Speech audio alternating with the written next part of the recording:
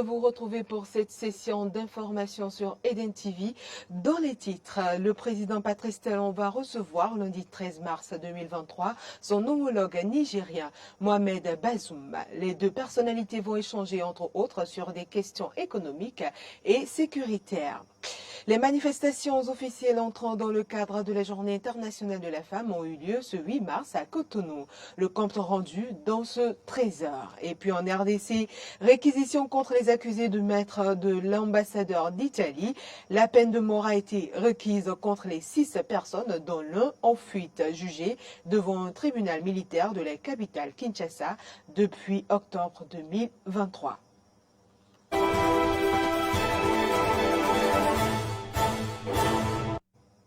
À nouveau, bonjour et merci de votre aimable attention.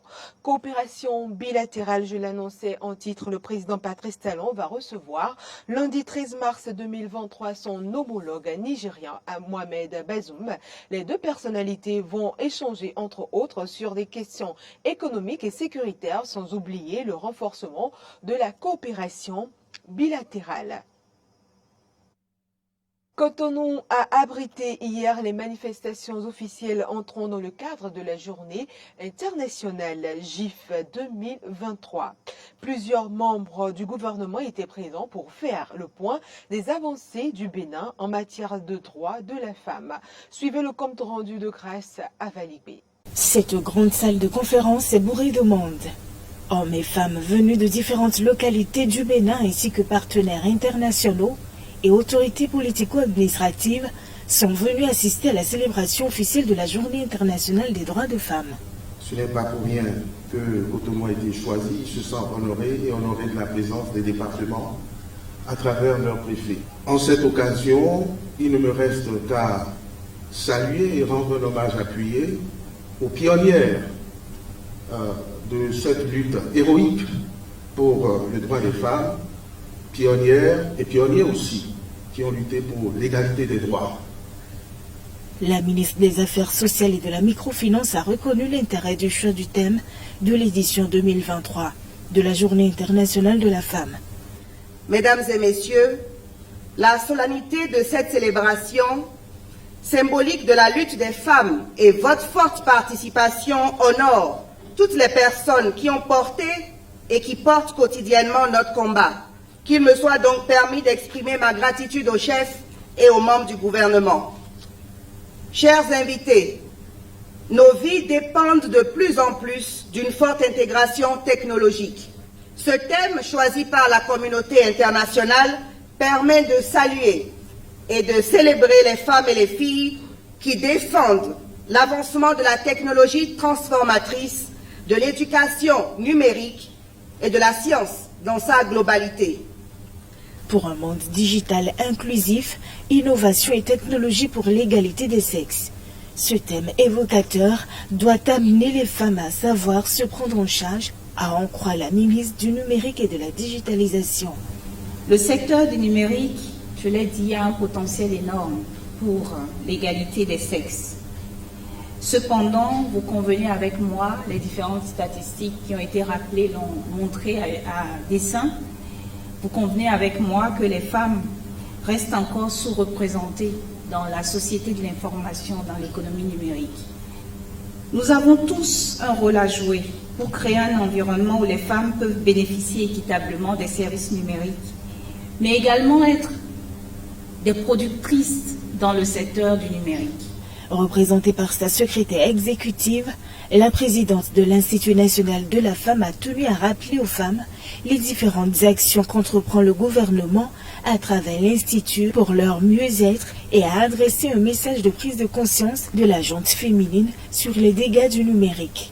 La question qu'on se pose aujourd'hui, c'est que faire pour que les femmes et les filles ne soient pas exclues ou victimes du numérique. C'est pour cette raison que je tiens à lancer les appels suivants. À la jeunesse, les cyberviolences sexistes et sexuelles, notamment les sextapes entre jeunes, dans les espaces éducatifs et les lieux d'apprentissage, doivent cesser. Vous êtes l'avenir du Bénin, chers jeunes. Si vous créez un monde digital plus responsable, le Bénin de demain sera inclusif pour tous. Aux web activistes, influenceurs et influenceuses, si vous dites non aux cyberviolences sexistes et sexuelles, les inégalités numériques vont reculer. Aux membres de nos familles, c'est en famille que les premières violences basées sur le genre se perpétuent. Plusieurs activités ont marqué cette célébration, notamment la projection d'un mini-documentaire sur les avantages du numérique, puis les communications sur la cybersécurité et des prestations artistiques avec l'équilibre genre ont agrémenté ces manifestations.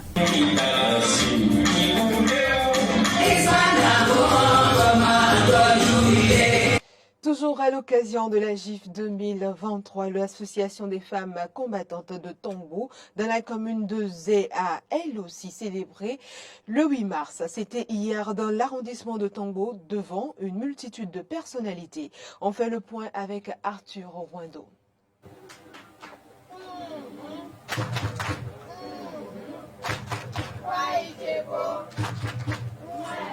Nous sommes ici, dans l'arrondissement de Tongbo, commune de Zé.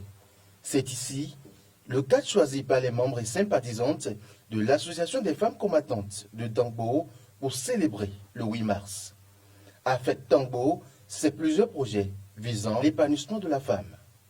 Nous, les femmes de ce creuset, sommes mises au travail en initiant plusieurs projets, à savoir la production de l'escargot, la culture du manioc, du papaye et sa transformation en jus et plusieurs autres projets.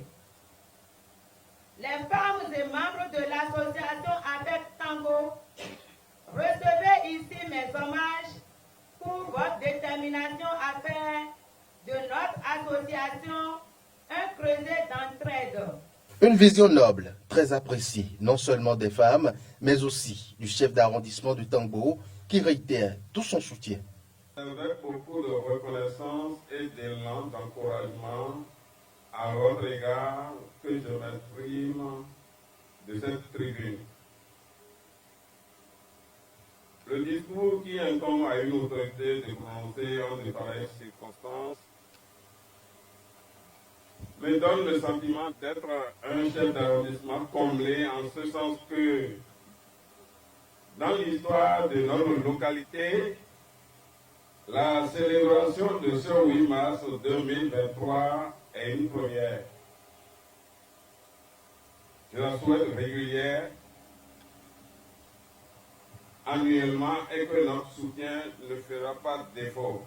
C'est le moment pour l'Association des femmes combattantes de Tongbo de remercier ceux qui ne cessent de la pousser en avant. L'Association des femmes combattantes de Tongbo, avec Tongbo, par ma voix, remercie tous ceux qui, de près et de loin, ont contribué à la réussite de cette journée de réflexion. En ce jour commémoral de la JIF dans le monde entier, les femmes combattantes de Tongbo se réjouissent de se voir entourées de ces autorités à divers niveaux. Nos remerciements vont à l'endroit du président de la République, Patrice Talon Guillaume Athanase, qui œuvre activement pour la promotion de la femme, sans oublier nos formatrices à divers niveaux. Cette journée spéciale des femmes à Tongbo a connu la présence de certaines personnalités qui apprécient la vision du creuset. Mes sentiments sont des sentiments de joie, de fierté aussi, parce que c'est une première édition et je crois que ça a été une réussite. Nous avons eu droit à des sketchs, les femmes étaient mobilisées, nombreuses, pour prendre part à la journée internationale de la femme, et ça c'est tout à leur honneur. Les activités, les manifestations, les diverses activités, vous vous rendez bien compte que ça concorde avec le thème, les situations des femmes aujourd'hui. Et c'est, comme je l'avais dit, qu'on voulait faire d'une pierre deux coups, profiter de cette journée pour nous révéler et permettre à l'arrondissement, au monde, de comprendre un peu les difficultés des femmes de l'arrondissement de Tongbo. Conscient du défi à relever, L'association des femmes combattantes de Tangbo espère pouvoir compter sur ces braves dames pour gagner le pari de la femme 100% épanouie d'ici à l'horizon 2025.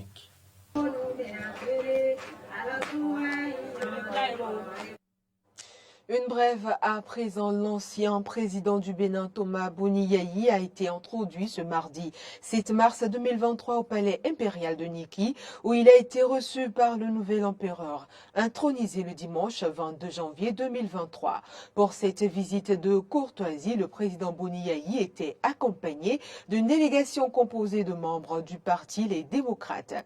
Rappelons que le nouveau titulaire du trône du palais impérial de Niki est âgé de 85 ans. Sero Tourou est le 41e roi de Niki et va régner sur l'ère culturelle Batonou et Beau du Bénin, du Nigeria et partout dans le monde.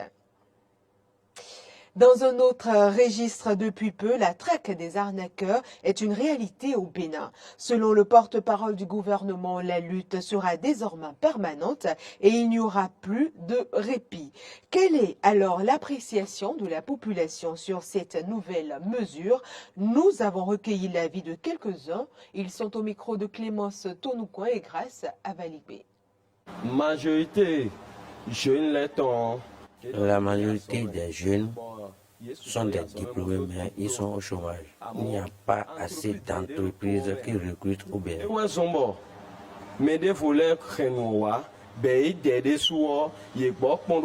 Alors, ils n'ont pas le choix que de survivre par ces moyens. S'il y avait d'emploi, nous n'aurions pas la mettre dans l'arnaque. Les jeunes sont conscients.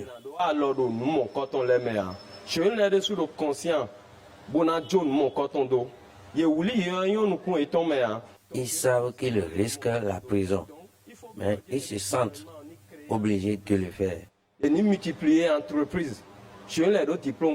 Que des emplois soient créés, que des entreprises recrutent. Vous verrez qu'il n'y aura plus d'arnaqueurs.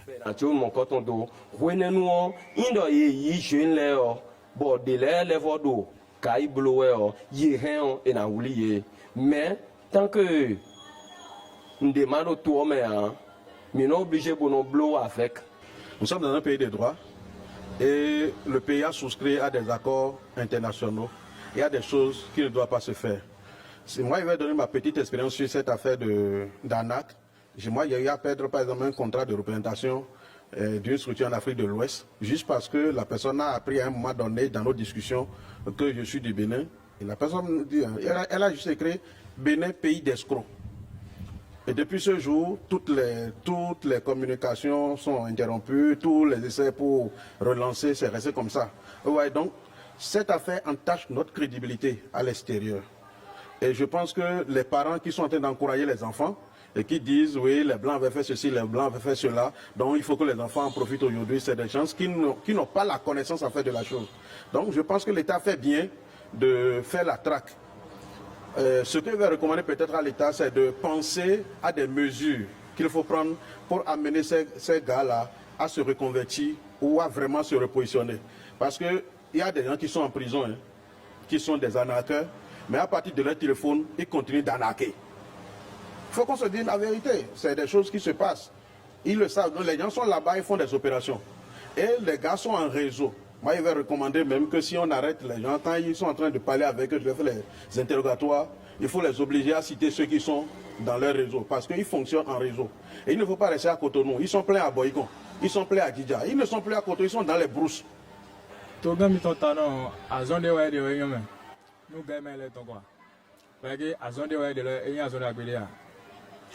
que fait notre président Talon est une bonne œuvre, qu'il les écarte de la société, puisque nous souffrons.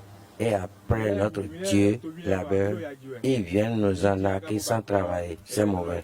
Qu'ils aillent eux aussi travailler.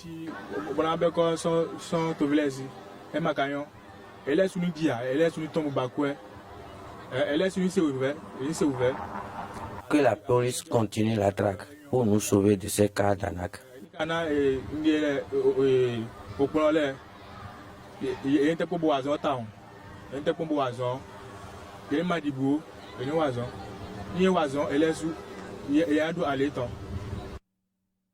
Actualité cette fois-ci en dehors du Bénin, dans le procès de meurtre de l'ambassadeur d'Italie en RDC, Luca Attanasio, en février 2021. La peine de mort a été requise contre les 6 personnes, dont l'une en fuite. Jugées devant un tribunal militaire de la capitale Kinshasa depuis octobre 2022. Commentaire. Elles sont accusées pour le triple meurtre de l'ambassadeur d'Italie, de son garde du corps italien, le carabinier Vittorio Lacovassi, et d'un chauffeur congolais du programme alimentaire mondial, Mustapha Milambo. En 18 audiences devant le tribunal militaire de garnison siégeant dans l'enceinte de la prison de Ndolo, le procureur a défendu la version des autorités. Pour lui, Luca Attanasio, Vittorio Lacovassi et Mustapha Milambo ont été tués par balle après avoir été pris dans une embuscade aux abords du parc national des Virunga, au nord de la ville de Goma. Ces 3 personnes ont été enlevées alors que leur ravisseur comptait exiger une rançon d'$1 million selon le procureur. Et devant les juges, mercredi 8 mars, il a soutenu que les victimes ont été kidnappées puis traînées en profondeur dans la forêt avant d'être exécutées. Pour ces crimes, le procureur retient les infractions de meurtre, association de malfaiteurs, détention illégale d'armes et munitions de guerre. Des charges pour lesquelles il requiert la peine de mort contre les accusés. Mais cette peine, n'étant pas appliquée en RDC, sera commuée en réclusion à perpétuité. Venu d'Italie, le père de l'ambassadeur s'est constitué en partie civile à la dernière minute. En plus des condamnations, il a exigé 60 millions d'euros de dommages. Lors des précédentes audiences, les avocats commis d'office pour les prévenus avaient tenté en vain de disqualifier les preuves de l'accusation, à savoir des vidéos d'interrogatoire montrant leurs aveux en janvier 2022. Des images obtenues selon la défense sous la torture. Elle présentera sa plaidoirie ce week-end du 11 au 12 mars. Ainsi se referme cette édition, mesdames et messieurs. Merci de nous avoir suivis.